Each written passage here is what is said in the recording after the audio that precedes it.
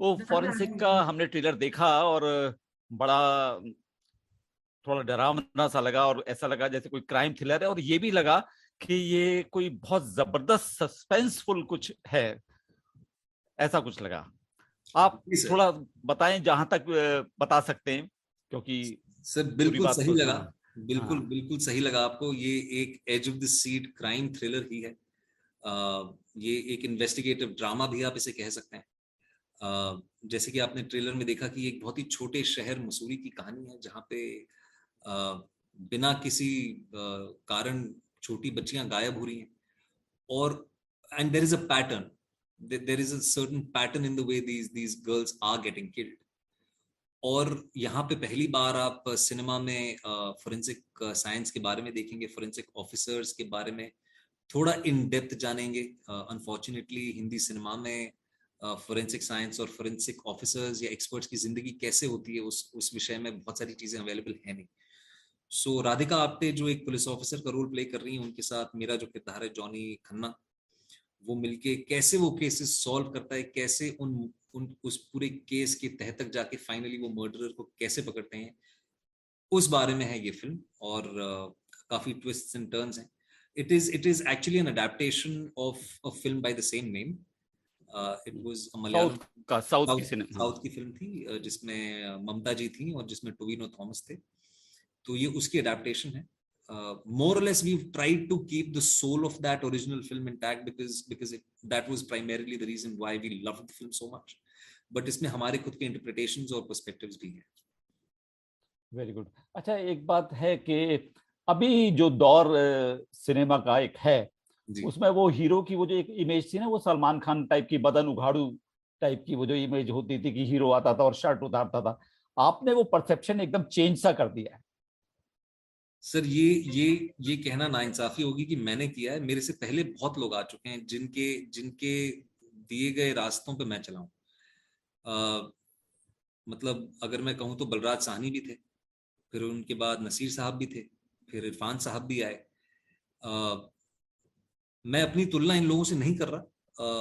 मैं प्लीज किसी किसी तरह से अपनी तुलना करने की कोई हैसियत नहीं रखता, लेकिन ये लोगों ने पहले किया है सर। और और इन एक्टर्स को ऑफ बीट एक्टर्स बोला जाता था।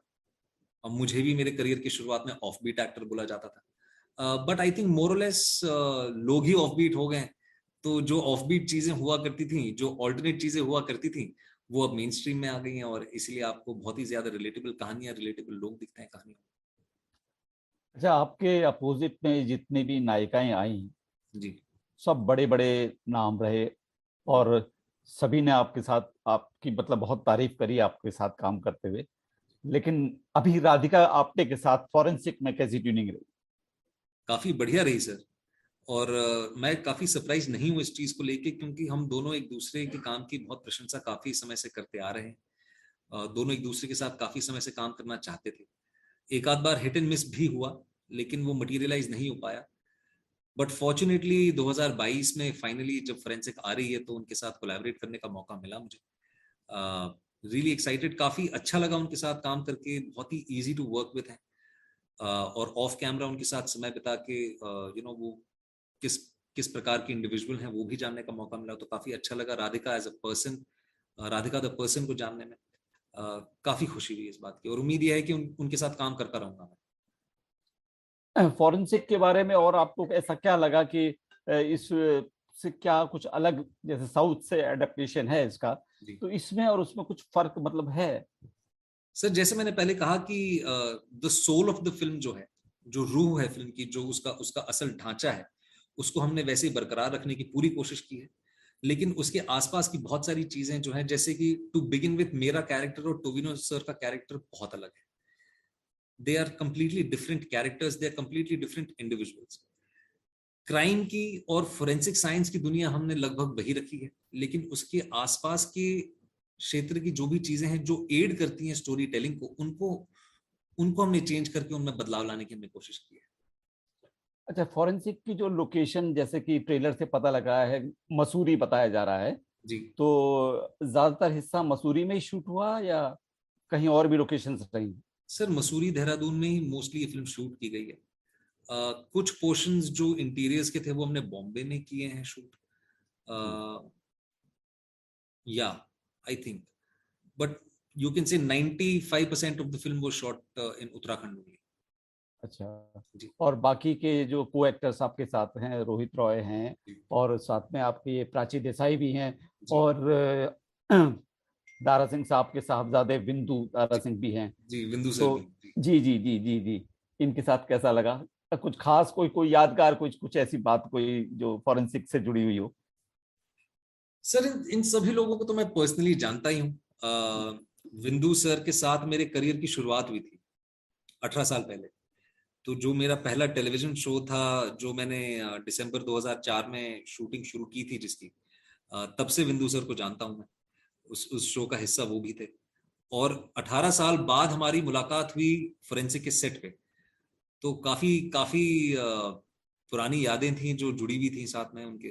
काफी बातें चर्चा हमने की, जो भी वक्त हमने साथ में देखा उनको याद करते हुए काफी काफी खुश हुए। अ, रोहित सर को मैं पहले से जानता हूँ। रोहित सर भी काफी सीनियर रहे टेलीविजन में मेरे। प्राची को भी मैं जानता हूँ। तो ऐसा था कि दोस्तों के साथ ही काम कर रहा था। काफी काफी अच्छा लगा, और सबको इस स्क्रिप्ट पे विश्वास था। काफी खुश थे सारे इस प्रोजेक्ट का हिस्सा बनने में, तो काम करने में भी बहुत मजा आया।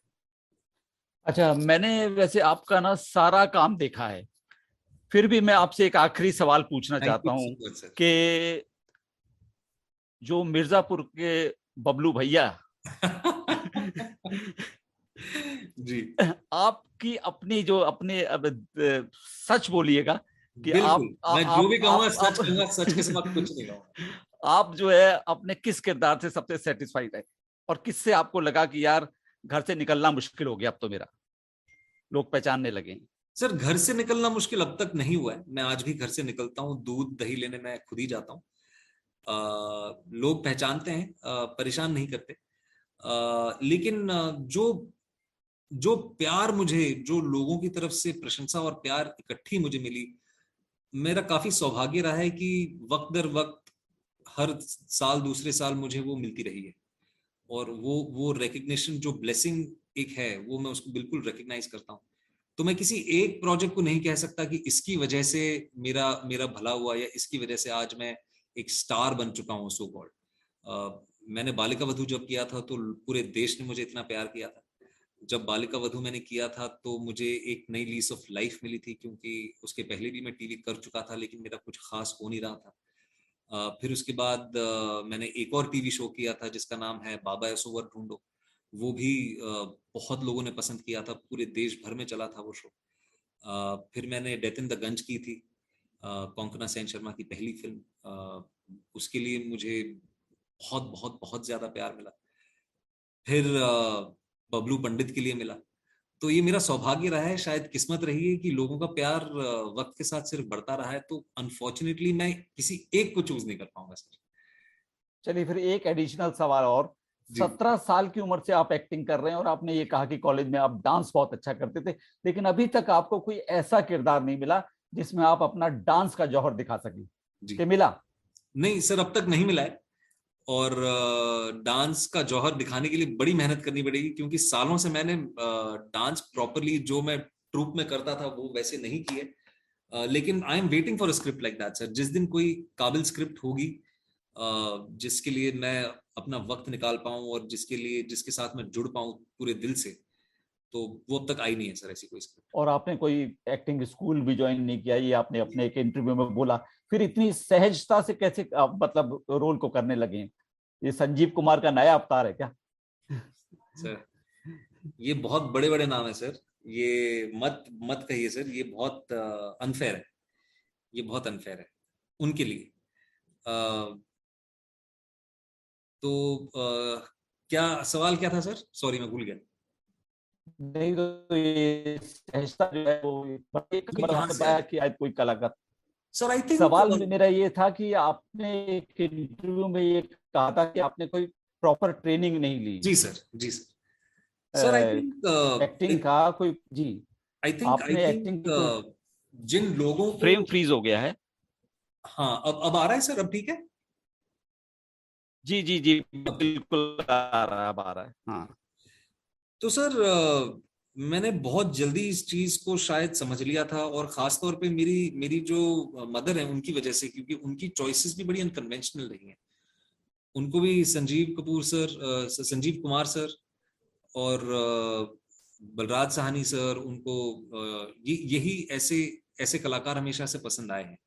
तो मेरे घर पे बचपन से ही अगर आप देखें, कमर्शियल सिनेमा तो चलता था ही, लेकिन ऋषिकेश मुखर्जी की फिल्म या रे की फिल्म, या फिर रीजनल सिनेमा बहुत चलता था। संजीव सर की फिल्में चलती थी। गुलजार साहब की आंधी मेरे घर पे बाकायदा हर दूसरे तीसरे दिन देखी जाती थी। तो एक्सपोजर मेरा बचपन से हमेशा से इन्हीं फिल्मों का रहा है, तो इन्हीं लोगों को मैं देख के बड़ा हुआ हूँ सर। और मुझे भी वैसी ही एक्टिंग देखनी पसंद है। तो तो ट्रेनिंग तो ली नहीं, लेकिन इतना जरूर समझ लिया था शायद, क्योंकि महेश भट्ट ने या मुकेश भट्ट ने, उन दोनों में से किसी एक ने मुझे ये कहा था कि जितने जितने अनुभव कमा पाओ उतने ज्यादा जरूरी, जितने एक्सपीरियंसेस कमा पाओगे जिंदगी में वही तुम्हारे एज एन एक्टर काम आएंगे। तो बस वो सुन के सही लगा तो वही करने लगे।